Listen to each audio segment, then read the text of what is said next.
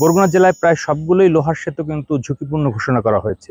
এই মুহূর্তে আমি দাঁড়িয়ে আছি বরগুনা সদর উপজেলার সোনাখালী এবং ধৌপতি নামক একটি স্থানের সংযোগ সেতুতে, যে সেতু থেকে প্রতিদিনই অসংখ্য স্থানীয় জনগণ কিন্তু জীবনের ঝুঁকি নিয়ে পারাপার করছেন। আমি যদি আপনাদেরকে দেখাই, এই সেতুটি প্রায় গত 2 বছর আগে ঝুঁকিপূর্ণ ঘোষণা করার পরও স্থানীয় জনগণ নিজেদের সুবিধার্থে কোনো রকমের বাঁশের এবং কাঠ দিয়ে কিন্তু এই সেতু এটি পারাপার হচ্ছেন।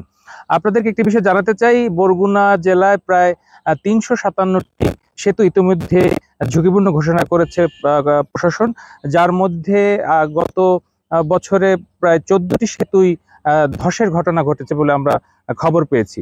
এছাড়া আপনাদেরকে আরেকটি বিষয় জানাতে চাই যে গত বছরে আমতলী উপজেলা হলদিয়া নামক স্থানে বরযাত্রীবাহী একটি মাইক্রোবাস সেতু থেকে পারাপারের সময় কিন্তু ধসের ঘটনা ঘটে। এই ঘটনায় দেশব্যাপী একটি আলোড়নের সৃষ্টি হয়, এতে 9 জন নিহত হন ঘটনাস্থলেই, যেটি নিয়ে খুব দেশব্যাপী ব্যাপক সমালোচনা এবং আলোচনার সৃষ্টি হয়।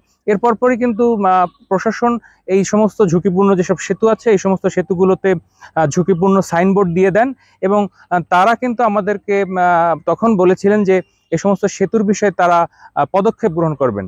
এছাড়া আমি আপনাদেরকে আরেকটি বিষয় জানাতে চাই, বরগুনা জেলায় এই পর্যন্ত গত 1.5 বছরে 14টি সেতু ধসের ঘটনা ঘটেছে, যে সেতুগুলো দিয়ে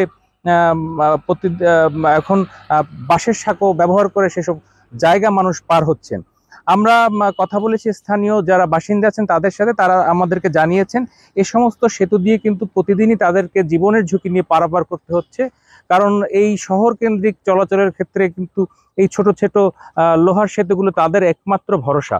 এছাড়া আমাদেরকে তার আরেকটি বিষয় জানিয়েছেন, এই সমস্ত ঝুঁকিপূর্ণ সেতু পার হতে কিন্তু প্রায় দুর্ঘটনার শিকার হচ্ছেন তারা।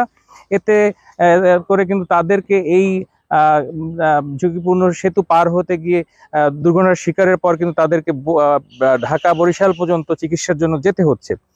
আমরা আরেকটি বিষয় আপনাদেরকে বলতে চাচ্ছি যে এই সেতুগুলোতে কিন্তু প্রতিটি সেতুই আমরা দেখেছি ঘুরে, যেগুলো আসলে শহরের কাছাকাছি হলেও অনেক সেতু আছে গ্রামের স্কুল বাজার এগুলো সংলগ্ন, যেগুলো খুব মানে একমাত্র যোগাযোগের একমাত্র মাধ্যম কিন্তু এই সেতুগুলো এলাকার জন্য হয়। তারপরেও কিন্তু এই সেতুগুলো সরকারিভাবে এখন পর্যন্ত কোনো ব্যবস্থা না নেওয়ায় কিন্তু একরকমের অসন্তোষ প্রকাশ করেছেন স্থানীয়রা।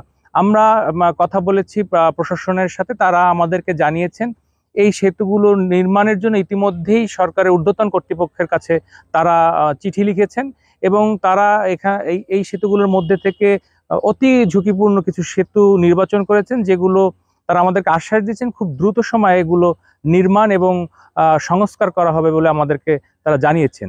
এই ছিল বরগুনার ভাঙা সেতু থেকে আমার কাছে সবশেষ খবর।